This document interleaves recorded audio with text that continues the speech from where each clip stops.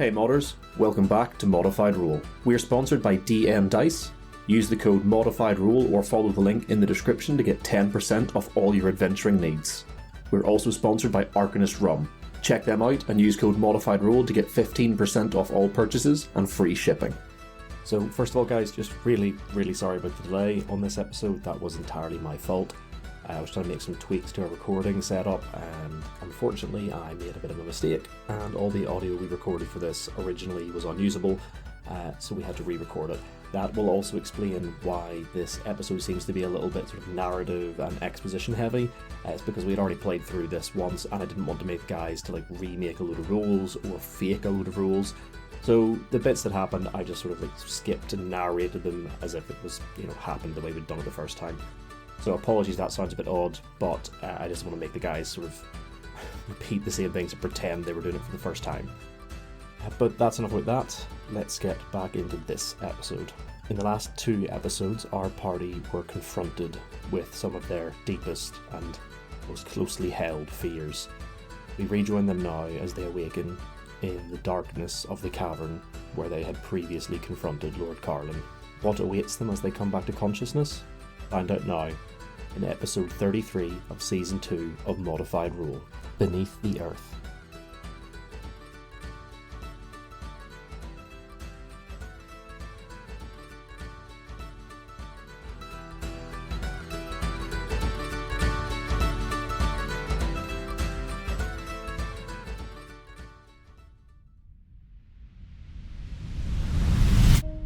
Everything is black. You cannot see anything, hear anything. It is just endless blackness. And it seems to be that way for what could be an eternity. It could be years, days, or even just seconds. But eventually this nothingness is broken by a single sound. Drip. Drip. Drip. Single bead of water falling over and over again, just hitting a stone floor. Drip, drip, drip. And then the next thing you notice is this cold sensation all over your body. You realize that you're lying flat on the ground, the stone cold to the touch pressing against you. And then slowly but surely your other senses begin to come back. The smell of the stale air of the cavern you were in, and the biting, acrid smell of fresh blood on the ground. And then finally, with great effort, you manage to open your eyes and find yourself lying where you fell whenever the creature, or whatever it was, assaulted your minds. And as you slowly bring yourselves back together, you see that all of your party have possibly undergone a similar trial, as they all appear to be just as dishevelled and disoriented as you are. What do all of you do as you wake up? I'm staying still. If not on the brink of tears, I am in tears. As I'm just laying there on the floor, I don't have the energy to move. Gilliana will sit up as fast as possible, gasp, and go and try and see if she can see anybody. And she'll go, "Hello, guys, who's there?" Hello? Twilight's gonna sit up, kind of rub her eyes, and look around, kind of like after you've had a dream where you had a fight with someone, you wake up and you're like, So I'm just gonna look at everyone slowly. Gilliana, as you start taking in the room, you see all of your friends, air quotes, friends, getting up. You look about the rest of the room, your memories flooding back to you. You remember previously Lord Carlin standing there, the creature you fought, and as your gaze sweeps the room, You still see his fresh blood glinting on the floor, but the torches that had been lit previously are now out. And Carlin, the creature, and his right-hand lieutenant are nowhere to be seen. Oh God, Twilight, are you okay? I think so. Are we still friends? Yes. Why wouldn't we Okay. still be friends? I don't know, I went on a whole journey where everyone I know basically said they didn't like me anymore, and then I ended up alone. And now I'm like, was that real? Was it not real? Is this the dream? Oh my god. Well, that's not what I experienced, so I'm gonna go with it's not real. Oh, what happened to you? Whoa, my brothers were there and they were being mean, but like they're usually mean, but not like as mean as what they were being to me then. And then I saw my ex-boyfriend. Gross, terrible, horrible experience. Oh my god. Would rather not do that again. Yeah. But absolutely, you weren't there. Unfortunately, maybe fortunately, you weren't there in mine. So Yeah. God, that's really fucked. Wait, is Cavern Yeah. crying? oh wait, can you see Cecil? Like, you're the only one that replied. Oh my god, Sinclair, are you Wait, dead? Let's get out. Let's see how they are. Sinclair will raise his arm. No, I'm alive. Oh god. I'm here. Oh gosh. Sinclair I'm late to gonna- respond again. And he'll slowly lean up. Well, that was an experience. Ugh. It was an experience. What happened to you? Oh, the usual stuff. See your loved ones cooked, crucified, and killed. Oh, Yeah, usual stuff. Usual stuff. Yes. Then get Sinclair will choked out by put his a zombie hand to mommy. his forehead. Has anybody checked on Kaz yet?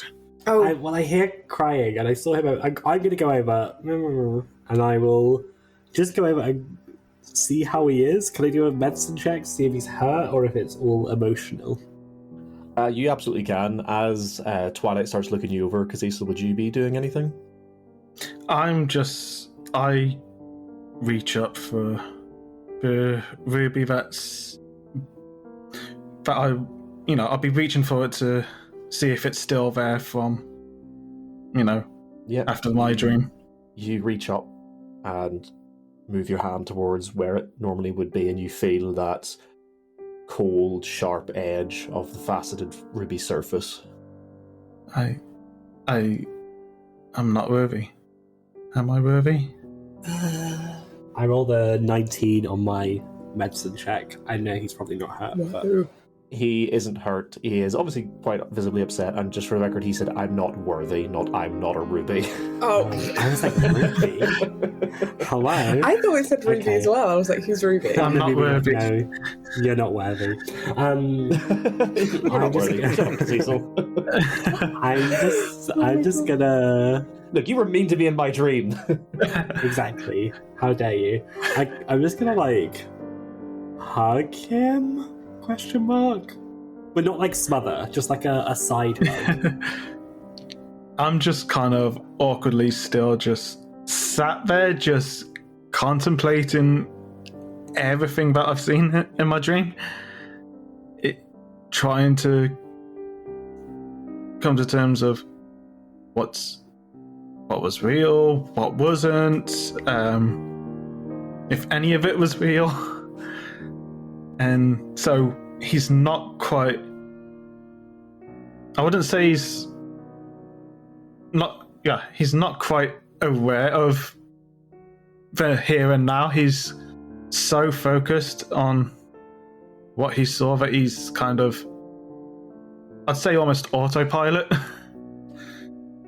So while Twilight is knelt down and is giving Cecil an awkward side hug, what are Sinclair and Giliana doing? Sinclair will get to his feet and begin to look around the chamber. Yeah, give me an investigation check. And while he's rolling, what would Giliana be doing? Giliana will she'll also look around Okay, in that Assist. case, yeah, I was going to say you can give Sinclair the help action then, so Sinclair, you can roll at advantage. Very helpful. That is an 18. Excellent.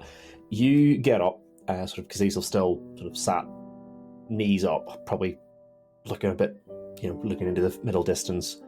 Twilight give him a quick cuddle, rub at his arms, and you and Giliana start casting about the room. You start looking at where the creature's body was, because it would have been right next to where you guys woke up, and you can quite clearly see the ichor that was spilled during the fight and the broken bits of chitinous carapace broken on the ground. And you can quite clearly see where the creature has been dragged towards that pool of water in the middle, and there's no sort of sign of any remains of it currently. Then you head over to where Lord Carlin was stood on that altar, and you can see where he had spilled his own blood on the ground and where he had flicked it out using the dagger on the ground before him. And you can see quite clearly through the blood these bloody footprints as he has walked towards the water, and they end right at the water's edge. And finally, you look for the body of his lieutenant, who, similar to the creature, has quite obviously been dragged towards the water by someone or something. There's no way to tell, as the whatever footprints it would have left would have been obscured by the drag marks. But needless to say, there is no sort of evidence of them now or where they might have gone. Sinclair will glance towards the footprints, then glance towards Giliana. So Carlin walked in willingly. Looks like it. We always knew he was just giving bad vibes. Didn't pass the vibe check. I mean, those with blood altars in their basements tend to give bad vibes. I know. I mean, I guess that's why we followed him down here, because he was giving bad vibes. But I don't understand, like, the motivation behind any of this. Like, how is the payoff worth this? Like, worth the anguish for all these people and himself? Like, this can't be cheap, Keeping all this going as well, like... Oh, all these men and all this space, what? Why would he need this place? Guess we'll find out eventually. Oh, I don't know about you, I don't remember much of what that creature was, but the thing that stings in my memory is 3 eyes. Yeah. 3 burning eyes. See, as Sinclair says that, you all would have very vivid memories of something similar. Anyone else bring that up? I saw the 3 eyes as well, so it must have something to do with his power. Sorry, Jordan, did we see these eyes? Have we seen them before? No. Yes, you and Twilight, I believe. Yeah, I did. You've had like visions. Yeah, when Twilight touched the orb, you had another one, I think, from one of your other dreams in the past. You had them sort of appear, these like 3 red eyes stacked vertically atop one another. I've seen them before in a dream that I had, 3 eyes, and I think it must have something to do with the bigger picture. He must be using this thing to control people, and has something to do with the rings. Yeah, I mean, I saw it when I touched the orb. I'm remembering it all now. Like, it's definitely all connected, but I don't know how. Also, Cazizal, are you okay? What did you see? I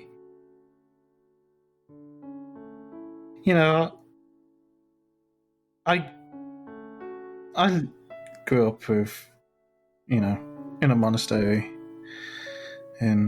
as a monk. Trained to fight quite regularly. I had my training buddy who was a very close friend, and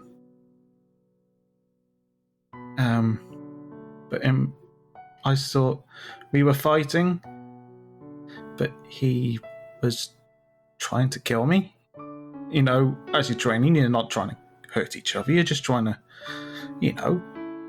but he was trying to kill me, and so I thought to try and defend myself, and he ran off into one of the buildings. I gave chase, and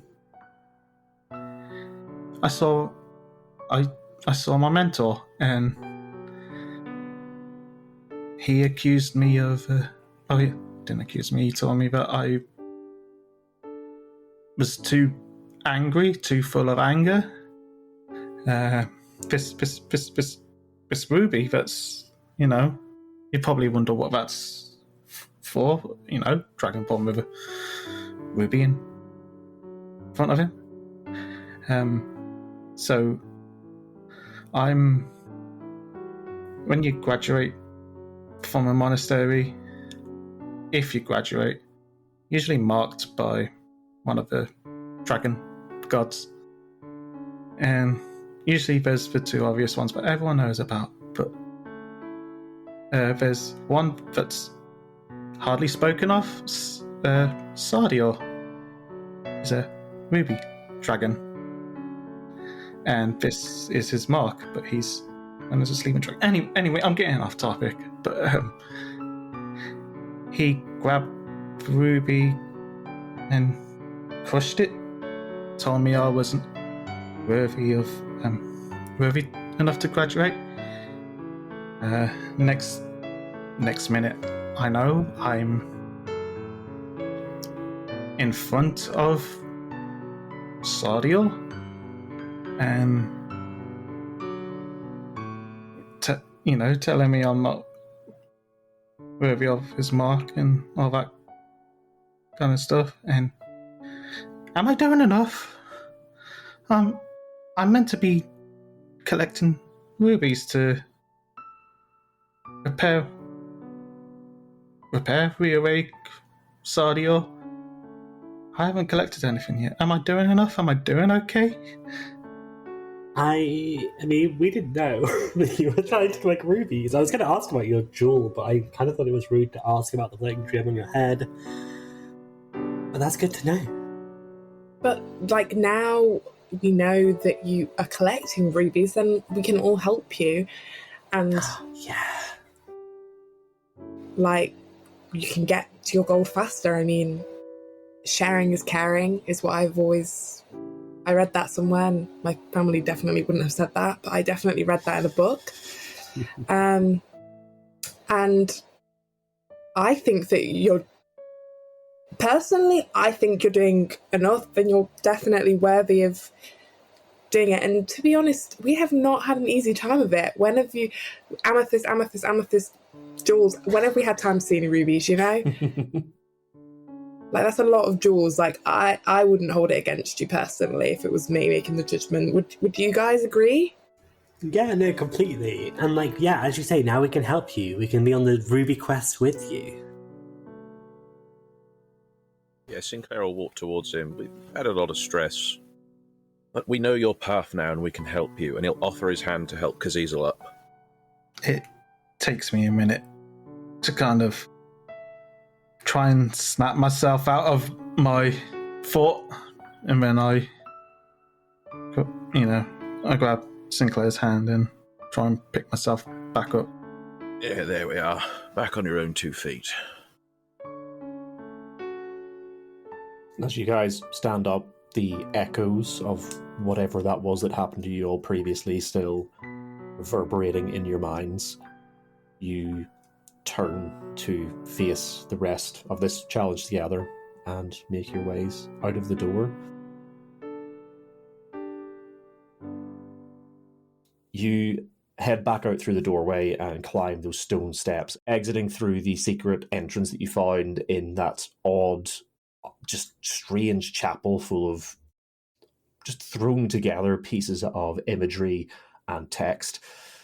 And you realise that you've only seen a small portion, or at least you've only seen a handful of rooms here. So before heading back to the teleportation circle, you begin looking around. Beyond the storage room you saw before with the weaponry, you're able to discover several what appear to be barracks, somewhere where they've obviously been keeping, well, you don't know soldiers, staff, but judging by the weaponry and stuff you've seen, you suspect probably soldiers or guards of some kind have been stationed here. You find a partially stocked kitchen where obviously they have been preparing food and feeding these men. And further back towards the entrance, as you sort of work your way through back the way you came, you discover it's a mine. You discover the entrance to a mine. You find records of what has been discovered and the areas they've been excavating, and you find equipment set up and ready for people to carry into the mines with fully laden wagon isn't the right word, but essentially large wheelbarrows and transportation equipment for pulling things in and out. And in one fully laden wagon that was obviously making its way back from an excavation, you find it stacked full of amethyst gems of varying sizes, some from small fractured pieces to large complete gems as big as your forearm. And as you investigate, you discover no signs of people currently. You discover pickaxes and mining equipment that have obviously just been left as they were whenever they were called away. You discover partially filled and excavated pieces of gemstone growing from the walls, but all over this place you find veins of great big amethyst clusters growing from the walls and floor. Would I know if any of these would be used on the orbs? Well, as you guys begin investigating, anyone who wishes to can roll either an Arcana or Investigation check. Oh, well then, Arcana. A unnatural 20. You immediately recognize these as the types of gemstones that have been used to form the gems in the various rings and jewelry you've seen, as well as possibly the orb, although the orbs were a little bit more intricate and had obviously undergone some additional sort of preparation and magical enchantment, but these certainly look like the types of gems used to create the rings and other magical jewelry that's been used in the controlling the rings. These amethysts, this is what were being used on the rings. It's these sort of things. All of you can make an insight check. 18. 15. 22. Natural 1. Giuliana, you're looking at all these crystal clusters and thinking, I wonder, can I get some of these out with me? The rest of you guys, you managed to piece together, and you managed to, just looking over these mines as you work your way in, you managed to piece together, this is probably one of those sections of the mines that had been closed down. You remember Chase mentioning to you all about sections of the mines that have been closed down after an accident or a cave-in, and that people believed there was possibly like hauntings or some creatures further in the mines. You suspect that this may be that section of the mine that was closed, and that the creatures and things, the hauntings, were because of the sounds people could hear from the excavations that were still ongoing, carrying through the natural caverns and tunnels. But as you continue deeper, trying to find more evidence or things to bring back, Cazisel, you start to feel a pull from the ruby in your head. You felt something similar when you were in the city previously, pulling towards the sort of general area of the mines that you were aware of, but you start to feel it pulling you further into this specific mine now. I'm assuming you would follow it. I don't mean to derail what we're doing here, but I'm feeling a kind of a pull into these mines from Miss Ruby. I don't know what it is. I felt it when we first arrived at the city, and I don't know. I feel like we should go in further. Sure, no objections from me. I mean, can't deny a feeling. So we'll be there. We've gone far enough in this place. What's a little bit more? You guys continue on deeper into older and less used sections of these mines. You come across damaged equipment that has been left. You find one of the transport wagons, which is at one point apparently literally been torn to pieces. You can see evidence of claw marks and physical damage from where something has attacked it. And it looks like whatever had happened down this way had dissuaded the team who were working here to excavate any further. But so you feel that pull still, so you continue down, and you reach a point where the passage becomes more narrow. It hasn't been worked at like the rest of the caverns. It hasn't been expanded, and it is only about wide enough for one person to pass at a time. And as each of you squeeze your way through, you find yourself in a naturally formed cavern with a large hole in the floor that descends down into darkness. After some deliberation, you eventually decide to tie off a rope and one by one descend into the darkness. Your dark vision or lights or whatever you're using to see the way by eventually reveals below you a similar naturally formed cavern as that above that has been untouched, and another path leading out. As you head out, you find the path turns from sort of unworked natural stone wall to something that has been worked by man, and you can see there's literally a point where there was some form of like cave-in or seismic activity has caused the tunnel has collided with this like worked and paved area. You can see the cracks where the stones have like twisted and moved against one another, and a very tight seam where they have split across one another. And as you step into this area, you can see a broken door ahead of you. And as you step near this broken door, you can hear the sound of running water coming from a set of stairs in front of you. And as you step in, you see a room where these fountains built into the wall are emptying into the center of the room, where another hole in the center of the floor drains all of the water away beneath you. You can hear the water rushing in, but you never hear the splash of the water landing in another body. It seems to fall for, well, farther than you can hear, at least.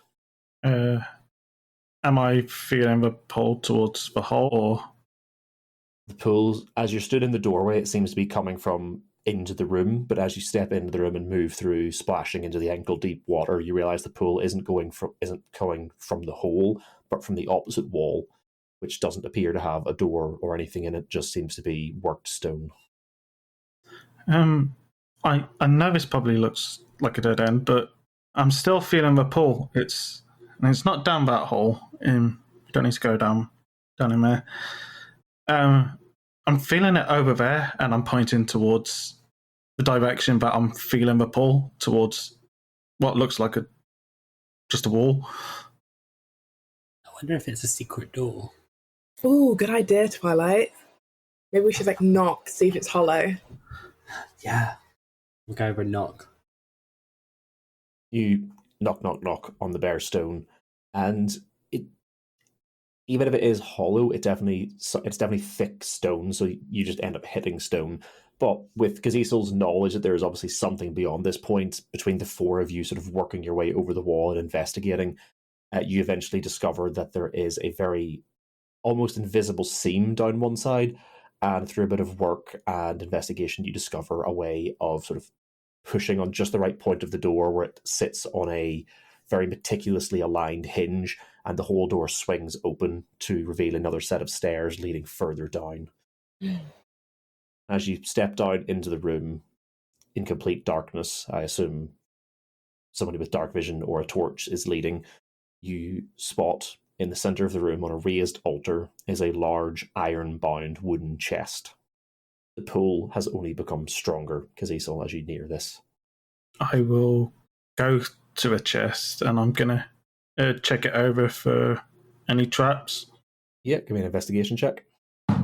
15. Yep, doesn't appear to be trapped. I'm going to gingerly try and open the chest. Yep, you lever the hinge open, and it moves freely. No trap is activated, there's no lock on it. And inside you see a number of objects. There are a handful of finely carved statuettes of various animals, each of which are worth 50 gold. There are 7 of those in total. You find a potion of this shimmering silver liquid, a necklace with these bright ruby red orbs, not actual rubies, but almost like a crystalline gemstone with a deep red color to it. I know I just literally described a ruby, but they're not rubies. You also find another small, iron lockbox. I'm going to go for the lockbox. You lift the lockbox out. It's only maybe about 8-9 inches across. And as you open the lid, you discover again it isn't currently locked. And inside, resting on this red velvet, is a large ruby. about 6 inches long and about 2 inches in diameter, almost like a large shard resting in the inside of this lockbox. And to you, it almost seems to glow with a life of its own. This, guys, this. I think I've found one. You found one? This is what I've been pulled to. Whoa. See, this is what happens when you share with friends. Sharing, this is the literal definition of sharing is caring. Wow, exciting. There's- On your quest. There's some other stuff in my chest, but I'm kind of just focused on for Ruby at this point. Ooh, other things. What other things? Just push Cazisel aside. 7, like I said, 7 art objects, 50 gold each. Somebody can just make a note of those. A necklace, which I will reveal the function of after somebody does a investigation of it, and a potion. Likewise, if somebody tastes it, I can tell you what it is. Potion, Twilight. Ooh. Let's grab everything out of the box. Why not? Take Yeah. it. You pull everything out. Cazisel, would you at any point touch the ruby itself? I'm going to kind of gently place like a couple of fingers onto it. When you touch your fingertips to it, you feel a warmth like infuse your fingers. And there's no grand vision, no flash, no echoing words reverberating around the room, no holy revelation, but there is a warmth. And you swear just on the edge of hearing, you can hear deep, contented breaths. Just in and out. In and out. As you pull your fingers away, that warmth still remains, still infuses you. You feel content for a moment, at least. This is part of him. This is a part of Sardiel. It's gotta be. With that, you all collect the rest of your hard-earned winnings, make your way back out through the mines, and head back towards the only way you know to get out, and look to see if the portal is once again activated. When you return, you do find that the ruins are once again glowing with an arcane light, and you are apparently free to return to Lord Carlin's estate. Oh, thank God. I was really worried that this would have been a one-way thing. Yes, I'll tell you what, this party outfit is ruined. Oh, God. Yeah, so I'm just carrying all this stuff in my hands because I don't even have a bag. I've got some pockets, but pass them to me. Are you missing your armor over there? Yes. This is in fact a showpiece. I mean, are you missing it? You must be used to having all that. Yes, of heavy course armor, I'm aren't missing you? it. I'm dripping with blood, Kaz. Quite literally still. And some of it's not yours, but for the most part. You guys, I'm going to assume, much like how you arrived, hold hands and step into the teleportation circle. And there's once again that brief moment of weightlessness as everything seems to fall away beneath you. Your breath catches and you have that feeling of being pulled in so many directions at once. Some you're not even aware existed. And then you reappear, like almost falling that last inch onto the stone floor of the teleportation circle that was in the basement of Lord Carlin's estate. Oh, gosh. Where to then? I guess back up. Actually, do we know how long we've been here? Oh my God, what if we've been here a million years? Like 10 years or something? What if everyone's dead? Yeah. Yeah, because we were in that weird dream world, being tortured. What? Oh You my go God. outside and the Statue of Liberty is like half buried in the sand and a bunch of monkey people are running around. Yeah. You make your way you all back to hell. Damn you! You make your way back up the steps through the sort of hidden door in the bathroom and find that the house is deathly silent. It is, at this point, getting on to late evening, so you get the impression that you were all unconscious for at least a few hours as the sun is now setting behind the hills to either side of Cairn. Well, to the western side of... It's not setting on both sides. The sun is setting behind the hills on the western side of Cairn. Between a few hours and a million years. Yeah, it could one or the been there other. for years. Everyone's dead. That means that this place is ours now. Oh my gosh. We could have a slumber party. We could have a lot more than that. We could have an actual party. Don't know about the demon dungeon in the basement, though.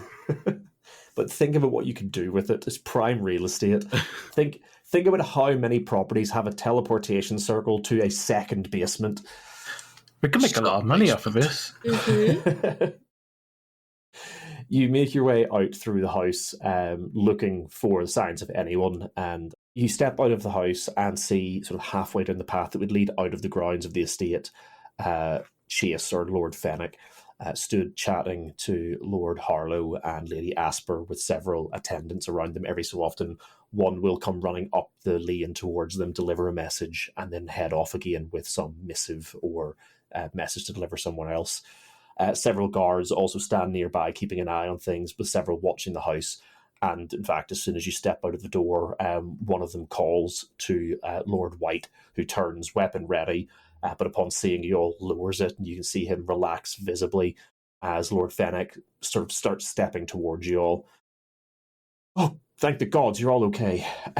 What happened in there? You've been gone for half the day now. Oh my god, I thought you were going to say like half a century.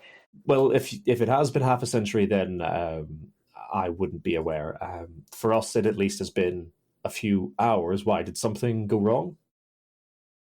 Did you find Lord Carlin more? What happened? Well, we followed him into his basement, found the teleportation circle, and then found his secret demon summoning sub-base. We have a friendly Chul. As you say that, like his face goes white, and literally as you're saying that, Lord White and Lady Asper would come up behind him, and Lord White, what was that? Demon summoning? What? Yeah, demon summoning. Yes, Exactly. Carlin has been performing blood rituals at an altar through which he has gained access via one of the mines. One of the mines? What? And so Lord Jace goes to say something, you see him pause, and Lord White is just sort of rattling off. I say, that can't be right. How would he have managed that? And Lord Jace, he holds up a hand to Lord White and says, no, wait. The mines that were shut down because of the cave and the incidents years ago, perhaps if he's been using those, he may have orchestrated the whole thing. Jace, I have a question. Yes, please. Did your mines contain amethyst? Wait. You see him looking back over his shoulder, and he sees several of the pages and people standing by, and he sort of gestures for one and pulls him over, and reaches towards all the ledgers he's holding, and he starts flicking through them. It's like, I had planned to, and he's saying this as he flicks through the paperwork, I had planned to inform the rest of the nobles, as you know, that you were to be contracted to investigate the mines, so I had been preparing some perfunctual paperwork, and flick, pulls a sheet of papers out, and then sort of thumbs through those specific pages. Perfunctual paperwork, so as to give some legitimacy to the investigation, and I did find this. And he pulls out a sheet of paper, and he begins running a finger down it. The mines that were shut down were claimed to have, yes, an exceptionally large vein of amethyst gemstone. There were numerous other things in that area of the mines, but this was hoped to be quite a large boon for the previous owner of this section of the mines, as it could be used. And again, he flicks through several notes that are sort of related to this piece of paper. Yes, they were setting up contracts with several arcane jewelers. And that's where the orbs and the rings have come from. I imagine so, but yes, they had planned to go into business with arcane jewelers who would use the gemstones to infuse and boost certain spells. Yes, this is why he did this. He, for whatever this is, with the rings and the the amulets, they needed the amethyst. So this whole contrivance was just so he could get his hands on that set. He could have bought the damn mine. Look, I don't know what his planning or thinking was, but at least we have somewhere to start. But beyond that, what happened to Lord Carlin? You said you found him. Like, what happened? Well, we had a fight, which resulted in Lord Carlin summoning some sort of beast, a chul, we believe, which we then fought off. And then once we had dealt with that foe, Carlin openly cut his own wrists, I believe it was. It doesn't matter. Chest. He was cutting his chest. He cut open his own chest. And then something else came out of the pool, and for all of us, it went black. And whatever happened after that is our trauma and our trauma only. As you're obviously having this conversation with Jace, and as you're talking, like, you can see Lord White and Lady Asper exchanging words in the background, sort of discussing what you're telling them as Jace sort of like is fully enraptured. At which point, Lady Asper sort of like around Lord Fennec asks, well, you're obviously relatively, and she sort of gestures to the blood, relatively unharmed, and we're exceptionally glad you managed to make it back okay, but what happened when you woke up? Was Lord Carlin there? Where did he go? He was not there, unfortunately, because we don't know how long we were out. We don't know. It went black, so we don't know what happened. He's gone. As far as we know, we looked around afterwards. There was no sign of him. There were footsteps which disappeared into the water. So whatever he summoned, he willingly went with. Well, there are pools and underground waterways all throughout the mountains. It's not impossible that he has used whatever it was he summoned as a means of escape, or perhaps he had some other contingency to get away. These are unmapped, obviously. We have no way of knowing where they come out or what other waters they may join, so we will have to keep a watch in and around Cairn. People will be made aware. And if he is spotted, you have our word that we will do our best to capture him and bring him in so he can face the justice he deserves. Lord White steps up. Yes, if I ever get my hands on him, I'll wring his neck. Good to know. Probably the least that he deserves. So a round of sort of nods to that, and Lord Fennec, lost in contemplation for a moment, then says, well, a lot has certainly happened, and while I haven't discussed it with Lady Asper and Lord White, the capital needs to be made aware, and I don't think any of us would dare to leave the city in the state it is now for fear of what may happen in our absence. And nobody knows what has happened better than the four of you. If possible, I would like to entrust you with a message to deliver to the capital, to the king, to let him know what has happened, as I have a sneaking suspicion that this isn't. I believe this may be something wider reaching than we suspect. I don't think this is localized just to Cairn, and the thought of that makes my skin crawl. We may already be too late, but all we can do is try and get a message to those who may be able to do something about it. Would you be willing to carry this for us? Yes, of course we will. He nods, sort of lets out a breath, and you see some of the tension in him sort of release a little bit. Right, well, all of the men who were attacking have been, those not dead, of course, have been brought into custody. Similar to those we'd found before, they are largely unresponsive to any sort of stimulus. So we don't know what else we can do there.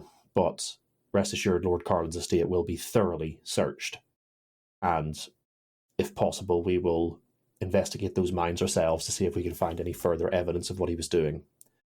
Sorry.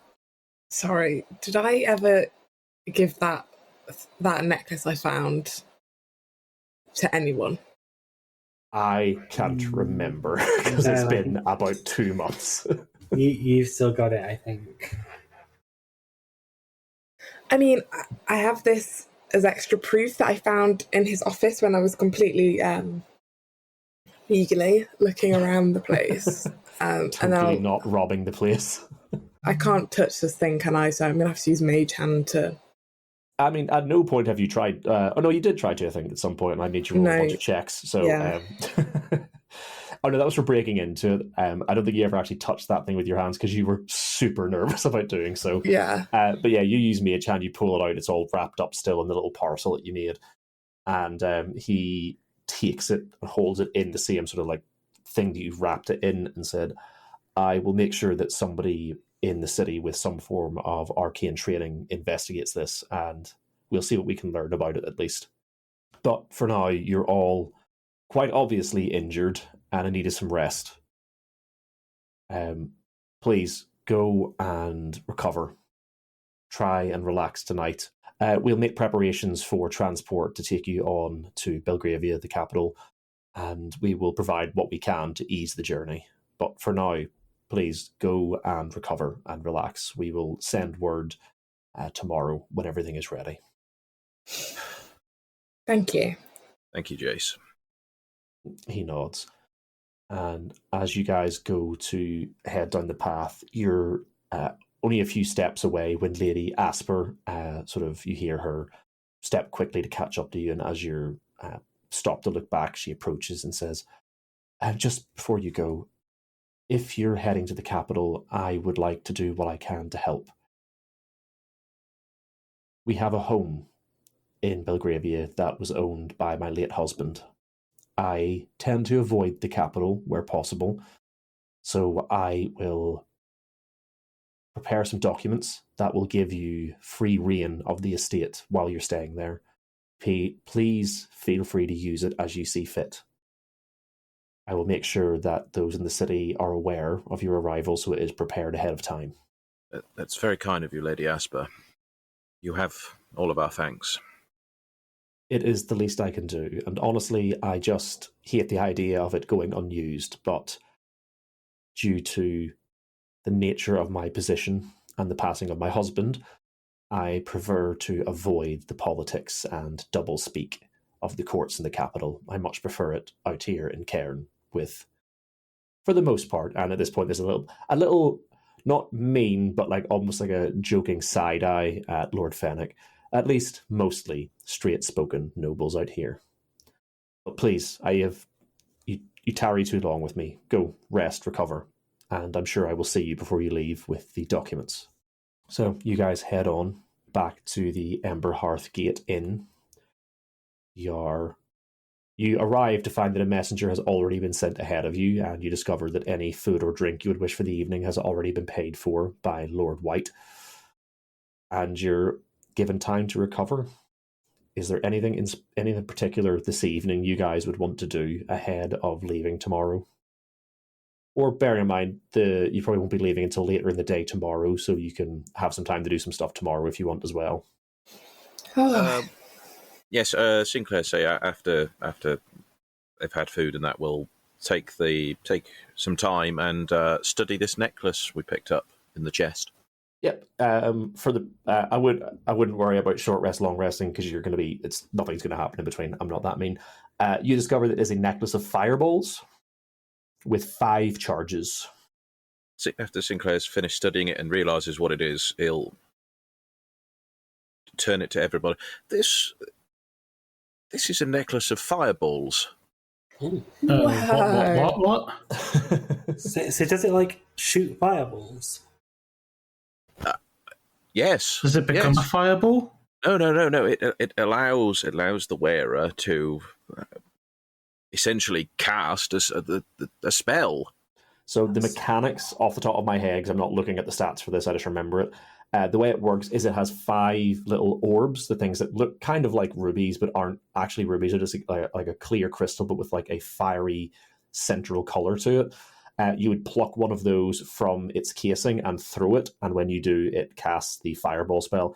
I believe the size of the ruby, or the size of the gem, indicates what level it is cast at. Let me just double check. Does it need attunement? It does. Oh no, it always casts a 3rd level fireball spell, and the save DC is 15. but you can throw multiple gems at once, and each time you do, it increases the level by 1. So each one is level 3, but you can throw 2 at once to make it level 4, or 3 at once to make it level 5. It does not recover. This isn't like another item that recovers charges. You literally have 5 gemstones on this. You can actually see there was once 9, but 4 of them have already been used. So there's just like 4 chains that are hanging with no no gemstone in them. Oh, anymore. I see. Yeah, so we can't roll after a long rest to regain them. This one does not regain charges. So just 5 charges. Sinclair will explain that in a lore-friendly way. I mean, that's pretty lore friendly. There are 5 beads on it. You can throw each bead once, and they don't regrow. But yes, but as I've said, we can't recharge it. This is it. We have 5 fireballs left to throw. Stingy. You guys are level 4, 5? 4. Calm down. What's level 4? The voice from God says. That guy with glowing white eyes. Who does who wants to wear it? Yeah, so bear in mind this isn't like a spell scroll. You don't need to have that spell available. It's just anyone who uses this can cast Fireball. Is there anybody who doesn't have any ranged attacks? Because I tell you what, I'm pretty lacking in that department. Yeah, why don't you take it? I'm pretty much all ranged, so I have my breath. I have a spell, I think, so. why don't you wear it, Sinclair? It goes with the whole fire. Halo, fire, sun vibes. The burn I of like Halo. your thinking, Twilight. Absolutely. if that's all right with everyone, I'll hang on to it. Oh, I'm going to assume as well, is somebody going to try the potion? Oh, yes, Yeah. Sinclair also put the potion out on the table. Shot. Anyone can, as I said before, the way to determine a potion's nature is literally just to take a little sip, and it doesn't have any lasting effects, but we'll tell you what it does. I'm going to assume Twilight's going to try it. You find out it is a potion of invulnerability, Ooh, which I believe, off the top of my head, gives you resistance to all damage for a period of time. Yeah, for 1 minute after you drink this potion, you have resistance to all damage, so you only take half damage. And as you can see it now in the tavern's light, it looks to be like liquefied iron, that sort of silvery gleam you saw earlier. That is the good shit. So that's potion of invulnerability. So when you drink it, things hurt you less. So I feel like it should be someone who's up in combat who takes it, maybe. Not to metagame, but I would suggest giving it to the melee fighter with lower armor class. Yeah, that was what I was aiming for. Why don't I you think I take should it? take it. Yeah, take it in Twilight's celebration looking at Kazizel 3 inches away Everyone from at the him. table is looking at Kazizel. What is I think Kazizel's I should armor take class? I think it's 15. I know it for a fact it's lower than Sinclair's. Yeah, Yeah. mine's 16. So I get the +1. So I get the +1 AC from my class, and then I have that cloak of protection as well. Oh, yeah, you can total protection. I forgot you had that. Everyone's just giving you all the stuff. It's like, don't hit him, don't hurt him. He's gone down too many times. Yeah, true. So, what do we want to do before we have to leave? I feel like we've gone through such a traumatic time. Should we head to the spa? De-stress before we have to travel out? Definitely. Absolutely. Absolutely fabulous idea, yes. It's a lot on our shoulders, what we've been through. Yes, I made a promise to Lord Harlow. I want to go and... I know we've just been in a fight, but I want to go and fight him. In a friendly bout. Spar. Sparring match, I promised him. I can do that tomorrow, though. Well, you suspect, judging by what the nobles were doing previously, he probably won't be free to spar tonight anyway. He's probably going to be involved in most of that tonight. You think tomorrow may be the best time to catch him anyway? Yes, so we could go along to the spa this evening if everyone wanted to. Yeah. I'll go along with you to the sparring match as well tomorrow. Yeah, excellent. I've had my fair share of training bouts. I'll go over to that. You can give me some pointers as we're making our way over. Yes, I like it, Kaz. Yes, absolutely. Welcome to come. Well, you're welcome to come. I would really love to send a letter at some point tomorrow. But absolutely can do the spa tonight. I think that's a great idea. Yeah, I think that's perfect. Relax, we can sleep. There is one more thing that we could do tomorrow, because if we're leaving, friends, we do need a new book for book club. Absolutely. Oh my god. We can't be out on the road without a book to keep us company. Exactly, Kaz. So I think we need to head over to the Brass Dragon's Hoard at some point tomorrow. Yes. Oh, for sure. Stock up. Absolutely. With your plans laid, you finish up in the tavern and head over to the spa.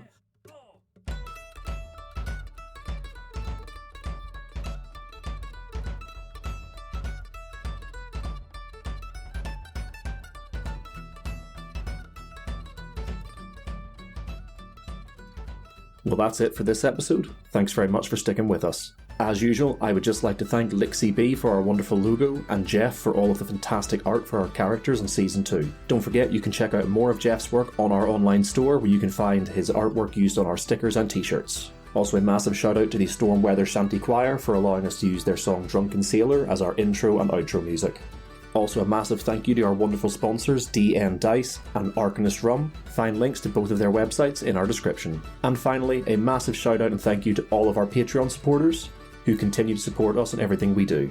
Your support means the world to us, and we hope that we can go on making fantastic content thanks to you. So no recommended podcast this week, but I am just going to once again shout out the Actual Play UK stream. If you guys haven't checked it out yet, you really should. I was able to finally finish out doing the Dead Wizard's Tower after one of the cast got ill, but we have had some phenomenal shows on there already, and we have some fantastic ones still to come, and we're scheduling right through to September now, so we have so much content coming your way. And after UK Games Expo, where both myself and John, who's been handling all of the technical side, got to speak to a lot of publishers and game developers there, we have some pretty cool stuff in the works coming up in the future. But go and check it out.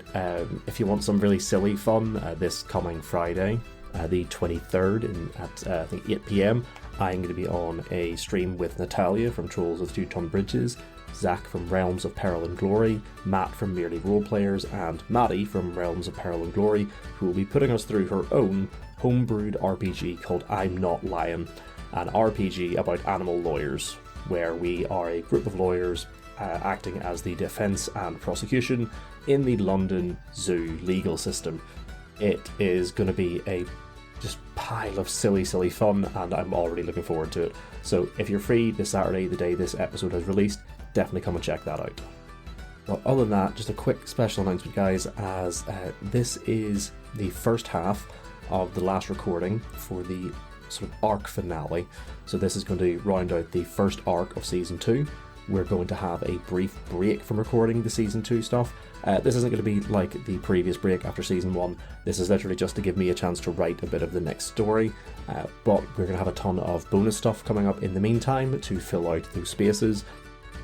For example, we're doing a recording this week with a phenomenal author who is creating a sort of UK-based D&D supplement called The Tales Were True. And it's all about sort of if the folk tales and myths from the UK's history were real, sort of putting it into a D&D setting. We're really excited to play that, and as soon as I get it produced, that will be up on the feed. I am trying to get a recording organised with some of the phenomenal podcasts that we have guested with in the past, but that one's still in the works, so you're going to have to wait for some more news about that. And we're hopefully going to get a silly little game recorded with our new sponsor, Arcanist Rum.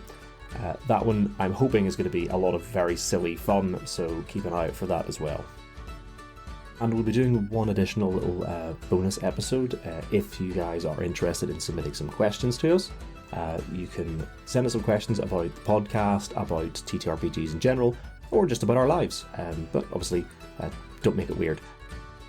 If you're interested in knowing a little bit more about something that goes on behind the scenes, or about the story, or about the characters, feel free to send us in some questions. You can do that by sending us a tweet, emailing us, joining our Discord, which is always linked in the description, where we've set up a little channel specifically for asking questions for the cast. Well, if we get a few of those, we'll put out a Q&A episode as part of our bonus content. And finally, with the final episode going live to celebrate the finale of the first arc, as well as hitting 500 followers on Instagram, we're going to be doing a giveaway. So there'll be more details of that with the next episode release. So keep an eye on our Twitter and Instagram for when that goes live. Do stick around whenever I'm done here, as we have a promo for the Cybertopia podcast. So that's going to come on right at the end. But other than that, that's it for this week, guys. Thanks very much for sticking with us, and we'll see you soon.